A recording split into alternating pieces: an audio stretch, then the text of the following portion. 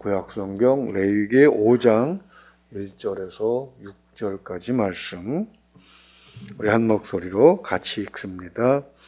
만일 누구든지 저주하는 소리를 듣고서도 증인이 되어 그가 본 것이나 알고 있는 것을 알리지 아니하면 그는 자기의 죄를 져야 할 것이요 그 허물이 그에게로 돌아갈 것이며, 만일 누구든지 부정한 것들 곧 부정한 들짐승의 사체나 부정한 가축의 사체나 부정한 곤충의 사체를 만졌으면 부지중이라고 할지라도 그 몸이 더러워져서 허물이 있을 것이요, 만일 부지중에 어떤 사람의 부정에 닿았는데 그 사람의 부정이 어떠한 부정이든지 그것을 깨달았을 때에는 허물이 있을 것이요, 만일 누구든지 입술로 맹세하여 악한 일이든지 선한 일이든지 하리라고 함부로 말하면 그 사람이 함부로 말하여 맹세한 것이 무엇이든지 그가 깨닫지 못하다가 그것을 깨닫게 되었을 때에는 그 중 하나에 그에게 허물이 있을 것이니, 이 중 하나에 허물이 있을 때에는 아무 일에 잘못하였노라 자복하고 그 잘못으로 말미암아 여호와께 속죄제를 드리되 양떼 암컷 어린 양이나 염소를 끌어다가 속죄제를 드릴 것이요 제사장은 그 허물을 위하여 속죄할지니라. 아멘. 속죄제를 드려야 할 구체적인 이유를 몇 가지를 소개하고 있습니다. 속죄제의 가장 큰 특징이 무엇이었습니까? 신분에 따라서 드리는 제물이 달랐다는 것입니다. 대제사장과 전체 회중은 숫송아지를 드렸고, 22절 이하 족장의 죄는 숫염소를 통해서 속죄할 수 있었고, 그리고 27절 이하 평민의 속죄제는 암염소, 28절 보게 되면 암염소, 숫염소보다 가격이 저렴한 암염소였고 또 암양이었습니다. 그런데 그마저도 드릴 수 없는 사람들에게는 이제 우리가 나중에 보게 되겠지만 5장 7절 이하를 보게 되면 산비둘기와 집비둘기로 드릴 수 있었고, 아주 극빈자 11절 이하를 보게 되면 정말 가난한 사람이 나오게 되는데, 그런 사람들은 10분의 1 에바, 그러니까 소재, 곡식가루로 10분의 1 에바를 드리도록 했습니다. 1 에바가 약 22리터 정도 되니까 10분의 1 에바는 2.2리터 정도 되는데, 큰 저 생수통 그거 한 병보다 조금 더 많은 양의 가루, 보리가루나 밀가루를 드리면서 이제 제사 속죄제를 드리게 되어 있습니다. 이것은 두 가지 성격이 있음을 알 수가 있습니다. 하나는 이 속죄제는 하나님께 대한 죄에 대해서 속죄하는 것이기도 하지만, 그 죄를 지은 사람의 죄가 그가 속한 공동체에 미치는 영향에 대해서도 고려를 하라는 그런 뜻입니다. 그러다 보니까 지위가 높을수록 어때요? 세상에 영향력을 더 많이 미치게 되고, 지위가 얕고 가난할수록 그 다른 사람에게 미치는 영향이 거의 없지요. 지지도 못 살고 가난한 사람을 본받겠다고 하는 사람은 없는 세상 아니겠습니까? 노블리스 오블리자라고 얘기하는데 왜 그렇게 하신 것인가? 성경은 많이 맡긴 사람에게는 많이 찾으신다, 그런 말씀이 있습니다. 그렇게 말씀하시는 이유가 무엇이냐? 그것은 하나님께서 복을 주실 때에 하늘에서 직접 감 떨어지듯이 뚝 떨어지는 경우는 거의 아주 희박하다는 것입니다.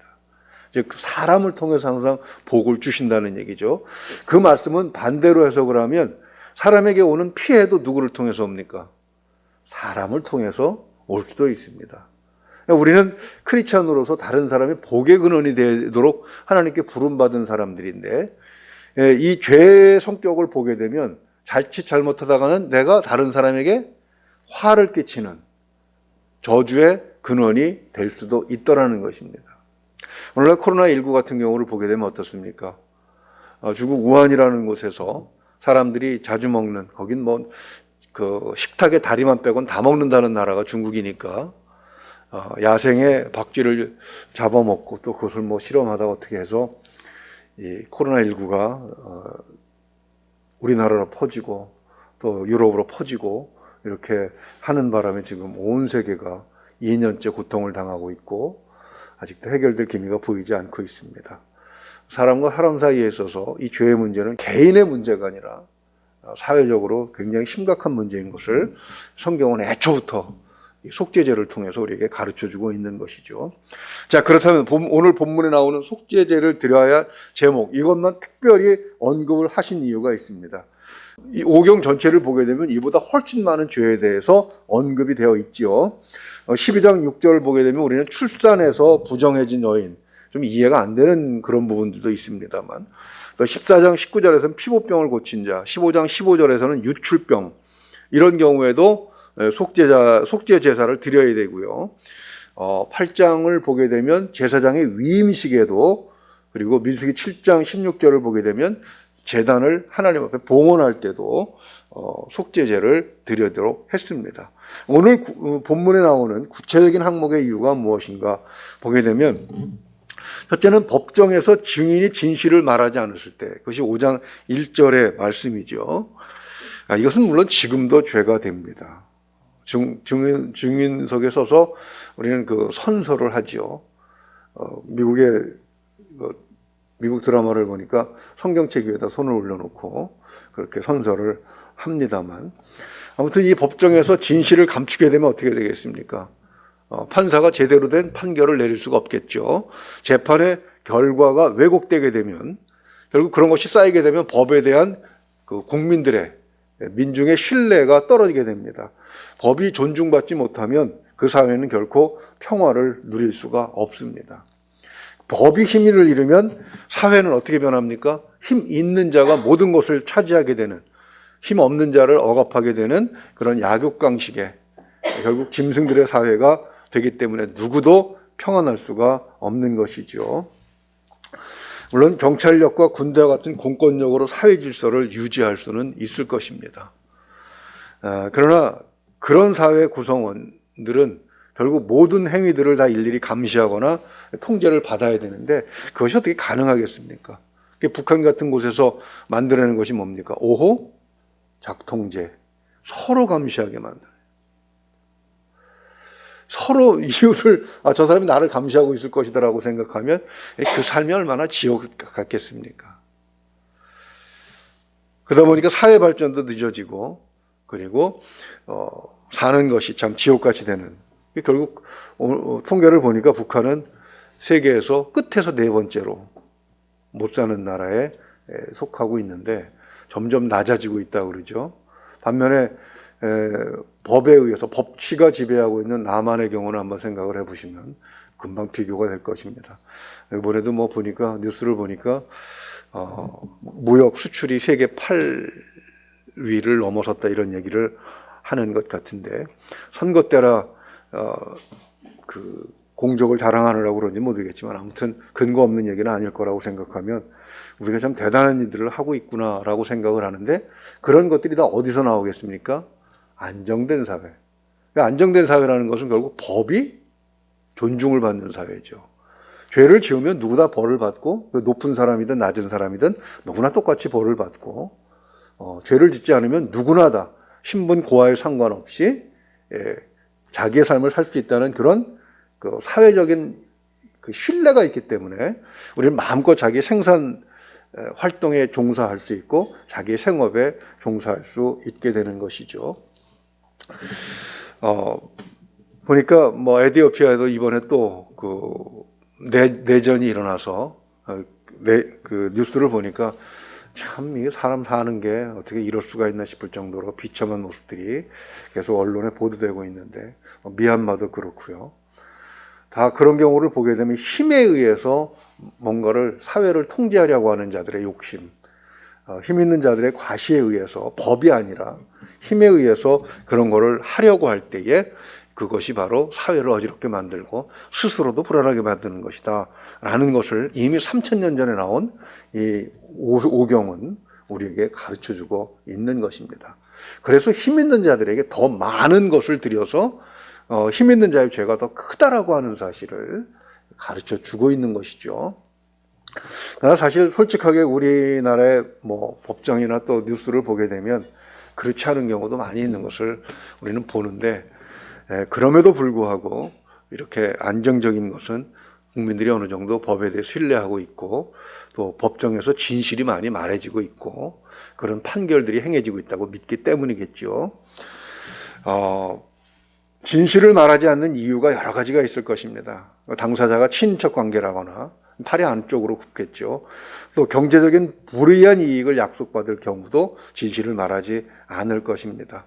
그러나 이렇게 잠깐의 이익을 위해서 진실을 말하지 않을 때, 거짓을 사용해서 이익을 얻었을 때 결국은 어떻게 되겠습니까?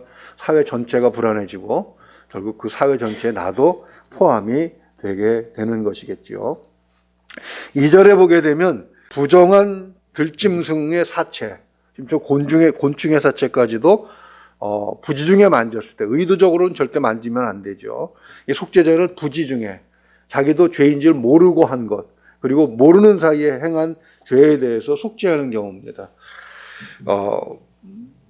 이런 경우, 왜 이런 사체에 대해서 이렇게 심각한 속죄제를 드리도록 했을까라고 생각해 볼 때, 우리는 벌써 발달한 과학을 가지고 이에 대한 해답을 얻어놓고 있습니다. 동물의 사체는 어때요? 죽으면 곧바로 부패하기 시작을 합니다. 바이러스가 침투하고, 그리고 자연은 그 생명이 없는 신체를 어떻게 해요? 해체하기 시작하죠. 그 과정에서 여러 가지 균들이, 눈에 보이지 않는 것들이 달라들게 되는데, 접촉을 하게 되면 그것들이 이제 내 몸으로 옮겨와서 내가 속한 진으로 들어왔을 때 모든 사람에게 퍼지게 되는 것이죠. 코로나19도 그런 경우의 하나라고 생각할 수 있지 않겠습니까? 바로 그것이 사람과 사람을 통해서 이 세계가 국제화되고 퍼짐으로 인해서 전 세계적인 질병이 되고 말았습니다. 정말 이것은 굉장히 과학적인, 하지 말아야 될 일에 들어간다고 볼 수가 있습니다. 당신 또 못 먹는 사람들이 굉장히 많았고, 먹고 산다는 문제가 삶에 있어서 무엇보다도 중요한, 지금도 아프리카는 그런 나라들이 굉장히 많다는 사실을 알고 있습니다만, 그랬을 때 내가 노력하지 않고 얻으려고 하는 것은 쉽게 손이 가게 마련이죠. 사나운 짐승을 쫓아가서 잡으려고 하면 얼마나 큰 힘이 들어가겠습니까? 그러나 노력하지 않고 길을 걸어가다 우연히 죽어있는 동물의 사체를 보았을 때 누구든 그에 대한, 배가 고프다면 욕심을 낼 수 있을 것입니다. 그것을 죄로 규정함으로 해서 함부로 손대지 못하게 하고, 그로 인해서 그가 속한 사회에 병이 퍼지지 않도록 하는 것, 이것뿐만 아니라 노력하지 않고 얻는 것에 대해서 성경은 속죄제를 보면서 어떤 사람이 그런 질문을 드려요. 뭐 하나님이 다스리는 나라인데 무슨 제사장은 더 많은 걸 드려야 되고 족장은 더 많은 걸 드려야 되고 평민은 그렇게 드리고 그 사회가 그렇게 구성되었다는 것 아니냐. 근데 그것이 왜 이상한지를 우리는 얘기할 수 있어야 하는 것이죠. 성경은 기본적인 생각이 그렇습니다. 노력하지 않고 얻으려고 하는 것은 절대로 용납하지 않는 것이죠.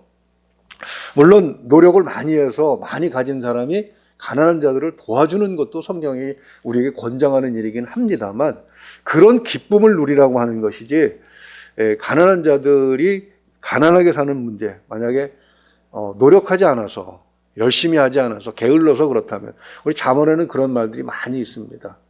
노력하지 않아서 그렇다면 그것은 그 자신이 감당할 고통이어야 되는 것이죠. 그러나 이제 세상이 복잡해지고 또 더 고도화돼 가면서 우리가 알고 있는 것은, 본인이 아무리 열심히 노력하고 또 아무리 실력이 좋고 최선을 다해도 여러 가지 조건들에 의해서 안 되는 경우도 있습니다. 바로 이러한 부분들을 책임져야 될 사람들이 누굽니까? 그런 사람들이 바로 높은 사람들이고 사회적인 영향력이 있는 사람들이죠. 이런 사람들이 다음 대통령이나 국회의원들이 좀 뽑혔으면 좋겠습니다. 그래서 우리 젊은이들에게 좀 희망을 주고 제대로 된 이런 사회를 이끌어갈 수 있기를 정말 간절한 마음으로 저도 기도하고 있습니다. 여러분들 기도 좀 해주시기 부탁을 드리겠습니다. 3절을 보게 되면, 만일 부정이 어떤 사람이 부정에 닿았는데 그 사람의 부정이 어떠한 부정이든지 그것을 깨달았을 때에는 허물이 있을 것이다, 이렇게 말씀을 하고 있습니다. 그러니까 부정한 사람과 접촉을 한 경우죠. 자, 동물의 사체를 내가 만졌습니다. 근데 모르고 누군가 만나서 악수를 했어요. 그런데 이 사람이, 아이고야, 내가 오다가 그 죽은 짐승의 사체를 만진 걸 모르고 당신과 악수했네, 이랬을 경우 내 죄가 아니잖아요. 그럼에도 불구하고 성경이 왜 그런 경우도 속죄제를 드리라고 하느냐, 이것도 바로 대사회적인 책임. 내가 그 사회에 속하고 있다면 고의가 아닐지라도 나로 인해서 세상에 그 질병이 퍼질 수 있다는 사실에 대해서 책임을 져야 한다는 것을 말씀하고 있는 것을 봅니다. 물론 이것은 이제 사도행전으로 넘어가게 되면 그 사도행전 10장 6절을 보게 되면 베드로는 무두장이 시몬의 집에 유숙을 하게 됩니다. 무두장이가 뭡니까? 죽은 가축을 다루어서 그 가죽을 무두질하는 사람이죠. 근데 이것은 뭐냐면 그 율법이 악용된 경우입니다. 그러니까 죽은 것을 주워 먹는 것이 아니라 산 짐승을 잡아서 제사를 드리고 또 일부 중에는 먹을 수 있게끔 하고 그 가죽을 이용하는 경우도 성경에 기록되어 있습니다. 그 사람들까지 부정하다고 말하는 것은 이제 좀 지나친 해석이 아니었느냐라고 생각을 해볼 수가 있는데, 아무튼 그것이 신약 시대, 즉 예수님 시대로 넘어오게 되면서 그 예수님을 따르는 사람들에 의해서는 그런 부분들이 죄가 아닌 것으로 해석이 되고 있다는 사실도 우리는 기억을 해야 할 것입니다. 그러나 죄라는 것은 이렇게 언제라도 자기가 모르는 사이에 누군가로부터 또는 환경으로부터 옮겨올 수 있는 것입니다. 그래서 예수님은 산상수훈 중에 마태복음 5장 27절에서 32절을 보게 되면 간음을 예로 드시면서 오른 눈이나 오른손이 실족하거든 어떻게 하라? 찍어버리라. 그거 멀쩡히 가지고 지옥에 가는 것보단 없이 천국에 들어가는 것이 낫다라고까지 말씀을 하셨지요. 베드로도 그런 주님의 말씀을 받아들여서 베드로후전서 5장 8절을 보게 되면 근신하라 깨어라 이렇게 경고를 하고 있습니다. 왜냐하면 대적 마귀가 우는 사자같이 두루 다니면서 삼킬 자를 찾기 때문입니다. 4절을 보게 되면요, 맹세했다가 지키지 못한 경우에 이것도 속죄제를 드리도록 되어 있습니다. 맹세는 누구를 걸고 하는 것입니까? 고대 맹세는 대부분이 다 하나님을 걸고 맹세를 했지요. 바로 이 하나님의 이름을 걸고 맹세를 했는데 지키지 못하게 되면 그것이 선한 일이든 악한 일이든 그것은 죄가 될 수밖에 없는 것입니다. 그리고 이것은 중요한데 지금처럼 뭐 서류가 있어서 도장을 찍고 그리고 그 도장이 효력을 발휘해서 법정에서 죄의 유무가 판결이 되고 누구의 잘잘못이 분별이 되는 사회라면 되는데, 이때만 해도 문서를 작성한다는 것은 상상도 할 수 없습니다. 왜냐하면 그런 종이도 아직 발달되지 못했을 때고 이런 성경이 구두로 말로 전해질 그런 때였기 때문에 대부분 말에 신용이 없게 되면 어떻게 됩니까? 모든 약속이 파괴되는 것이죠. 이 신용은 굉장히 사회적으로 중요한 문제입니다. 집을 서로 사고 팔거나 물건을 사고 팔 때 내가 어떤 물건을 만들어서 파는데 나에게 대가로 지불한 돈이 가짜라고 한번 생각을 해보십시오. 위조지폐라고 생각을 해보십시오. 굉장히 큰 문제가 발생할 것입니다. 중국에서 가장 피곤했던 부분이 물건을 사고 팔 때 시간이 지체되는 거예요. 뭐냐면 돈을 받아서 이렇게 항상 빛에 비추어 보고 구겨보고 만져보고 해서 위조지폐가 아닌 걸 확인한 다음에 이제 거스름 돈도 주고 물건도 건네주고 그럽니다. 근데 심지어는 은행에서 바로 나오는 돈까지도 위조지폐가 섞여 있어요. 그래서 그런 부분 때문에 억울한 경우도 몇 번 당하기도 했습니다. 분명히 은행에서 바로 환전해 갖고 나와서 시장 가서 사용했는데 그중에 그 중국인 50원짜리 돈 하나를 가지고 이거 위조지폐라고 얘기하는데 참 은행에 가서 따졌는데도 은행이 그럴 리 없다라고 얘기를 합니다. 그런 경우 신용이 없는 사회, 그런 사회는 피곤하고 그리고 아름다운 생활이 이루어질 수 없겠죠. 왜 맹세를 지키지 않습니까? 여기에도 부당한 이익을 얻으려고 하는 사람이 있기 때문이고, 그리고 잘못한 것을 드러내는 것이 아니라 덮고 감추고 지나가려는 것, 즉 거짓을 숨길 목적으로 하는 그런 경우가 있습니다. 예수님은 사탄을 거짓의 아비라고 하셨습니다. 예수님은 자신을 길이요 진리요 생명이라고 대조해서 말씀하셨어요. 그러니까 진리는 결국 생명이죠. 사람이 사는 길이고, 거짓은 나만 죽는 것이 아니라 사회, 내가 살아가는 모든 사회가 다 죽는 그런 죄인 것입니다. 그래서 속죄제를 드려야 하는 것이죠. 이 내용들을 살펴보면서 우리는 예수 그리스도가 우리에게 얼마나 필요한지를 다시 한번 생각해 볼 수가 있습니다. 왜냐하면 이런 죄들이 나도 모르게 지은 죄잖아요. 잠깐의 이익, 내 개인의 이익 때문에 우리는 얼마든지 이런 죄들을 범할 수 있습니다. 그리고 내가 의도하지 않고 부정한 사람을 만질 수도 있는 것이죠. 코로나19라는 것이 저 사람이 코로나19 걸렸다라고 생각하면 누가 그 사람과 악수를 하고 대화를 나누겠습니까? 모르기 때문에 서로 스치다가 만나서 밥 먹다가 악수하고 인사하다가 결국 이 사람에게서 저 사람으로 옮겨가는 것 아니겠습니까? 그것이 죄의 속성이라는 것이죠. 그러므로 우리는 예수 그리스도와 함께 살면서 계속해서 속죄함을 통해 깨끗함을 받아야만, 그리고 진리로 인도함을 받아야만 우리의 삶이 아름답게 유지가 될 수 있고 향기로운 삶이 될 수 있는 것입니다. 앞에서 말씀드린 것처럼 화의 근원이 아니라 누군가에게 저주와 어려움을 전해주는 것이 아니라 복을 전해주는 그런 사람으로 우리는 살 수 있는 것, 그것이 바로 예수 그리스도를 통해서 가능하다라는 것입니다. 죄를 제거하는 구체적인 방법을 다시 한번 정리하면 그렇습니다. 하나님 앞에 피의 제사를 드려야 됩니다. 이게 4장의 내용이죠. 우리는 예수 그리스도를 믿습니다. 그분이 십자가에서 흘리신 피가 내 죄를 덮고 용서하셨다는 것을 믿습니다. 그 다음에 5절, 우리 오늘 5절 말씀을 보게 되면 이 중에 하나의 허물이 있을 때에는 아무 일에 잘못하였노라고 자복을 해야 합니다. 이게 속죄의 기본이죠.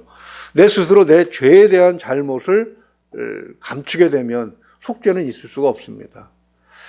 시편 32편 3절이 바로 그것을 고백하지요. 내가 입을 열지 아니할 때 종일 신음함으로 내 뼈가 쇠하였도다. 죄를 짓고 그것을 인정할 수가 없었습니다. 왜? 내가 왕인데. 어떻게 많은 신하들 앞에서, 사람들 앞에서, 제사장 앞에 나가서 내가 이런 죄를 졌소라고 얘기를 하겠습니까? 왕의 권위가 떨어질 것이라고 생각해서 죄를 숨기고 있었더니 어떻더라? 뼈가 쇠하였더라. 이렇게 고백을 하는 것이죠. 요한일서 1장 9절을 보게 되면, 그러나 만일 우리가 우리 죄를 자백하면 그는 미쁘시고 의로우사 우리 죄를 사하시며 우리를 모든 불의에서 깨끗하게 하신다고 약속을 해 주셨습니다. 그 다음에 중요한 것이 또 하나가 있는데 6절, 이 마지막으로 한번 보죠. 그 잘못으로 말미암아 여호와께 속죄제를 드리되 양떼 암컷 어린 양이나 염소를 끌어다가 속죄제를 드릴 것이요 제사장은 그의 허물을 위하여 속죄할지니라. 히브리어로 아샴이라고 얘기를 합니다. 속건제라고 번역이 되기도 하는데 속죄제를 다루는 부분에 있어서는 반드시 보상의 의미를 가지고 있는 것이죠. 죄의 값을 치르지 않으면 그것은 죄를 청산한 것이 아니라고 그렇게 말씀하시는 것이죠. 말로만 하는 것이 아니라 그것은 5절에 있는 것처럼 자기 죄를 고백할 때는 말로 하지만 그것을 해결할 때는 그 피해에 대한 보상을 반드시 생각을 해야 된다고 하는 것, 거기까지를 이 성경이 구체적으로 제시를 하고 있는 것입니다. 말씀을 정리합니다. 죄는 항상 우리 곁에 있습니다. 그래서 로마 3장 10절 그렇게 말씀하시죠. 의인은 없나니 하나도 없다. 누가 죄에서 자유로울 수 있겠습니까? 바울 같은 이도 자기가 죄인 중에 괴수라고 얘기했고 자기는 날마다 죽는다고 고백을 하지 않았습니까? 구약시대에 예물이 없이 속죄가 불가했던 것처럼 신약시대에는 예수 그리스도 없이는 죄에서 절대로 자유스러울 수가 없습니다. 주님의 몸이 우리가 드리는 예물로 하나님 앞에 드려졌다는 사실이죠. 항상 주님의 말씀에 비추어서 거울을 보듯이 자신을 돌아보아야 합니다. 그리고 죄가 발견되면 숨기거나 변명함이 없이 주 앞에 고백을 해야 되는 것이죠. 그리고 죄는 그 값을 치르지 않으면 결코 용서되지 않는 것입니다. 하나님은 우리의 죄를 씻으시기 위해서 아들을 십자가에 죽이시고 피의 제사를 받으셨습니다. 그리고 그 몸을 우리가 먹도록 하셨습니다. 예수 그리스도의 몸을 먹는다는 것은 말씀을 듣는다는 것인데 예수 그리스도의 행위와 말씀을 따르다 보면 결국은 어때요? 우리의 삶 속에서 우리의 노력으로 우리의 수고로 얻어진 것들을 이웃을 위해서 사용하는 그런 많은 일들이 있음을 볼 수가 있습니다. 결국 예수 그리스도를 통해서 하나님 앞에 깨끗함으로 인정받는 그런 삶을 사시기를 원합니다. 그래서 우리도 복을 받을 뿐만 아니라 다른 사람에게도 좀 복을 전하는 그런 기독교인으로서의 정체성이 다시 한번 확정될 수 있기를 주님의 이름으로 축원을 드립니다. 기도하겠습니다. 은혜로우신 우리 아버지 하나님, 아름다운 꽃이 향기를 이웃에게 전하고 사람들의 기분을 풀어주듯이 아름다운 음악이 사람들의 굳은 마음을 풀고 다친 마음을 열게 하듯이 그렇게 속죄한 자의 그리스도의 피와 몸으로 속죄한 자답게 우리 세상에서 향기를 풍기면서 살기를 소망합니다. 하나님, 이웃에게 화를 전하는 자가 아니라 복을 전하는 자로 살게 하여 주시옵소서. 그러기 위해서 먼저 예수 그리스도와 꼭 붙어 동행하는 삶을 살아야 되겠사오니 하나님 십자가의 보혈의 피를 믿고 하나님 앞에 나아가며 주님의 몸, 주님께서 우리에게 남겨주신 말씀을 통해서 우리 자신의 삶을 비춰볼 수 있는 지혜도 있게 하여 주시옵소서. 오늘도 하나님께서 우리와 함께 하시길 소망하오며 우리 주 예수 그리스도 이름으로 기도하옵나이다. 아멘.